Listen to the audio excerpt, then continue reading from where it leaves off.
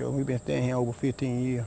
You know, we ain't never had no trouble like this. Eddie Lee Kelly has spent about a week trying to get racial and gang messages off his home. I'm more upset, and I'm mad at anything about this. Cause I wonder who won't do something like this. He says the messages were spray painted on his home sometime late last week. 2 of his cars also had their windows busted out. He first saw the vandalism and damage when he and his wife came home from a trip to Atlanta for medical treatment. His 2 young grandchildren were also with him. They say, look, what's outside the house? I said, what? Say, move.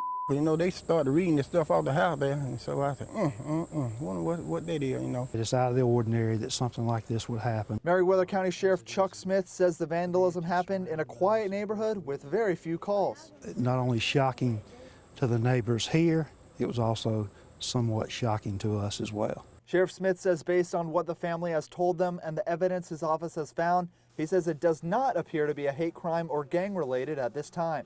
It ain't upset, man. Kelly says that makes sense because there's no racial tension in the area and he gets along with neighbors. But he says there aren't many other explanations for why someone would do this. Oh, I would find out who did it.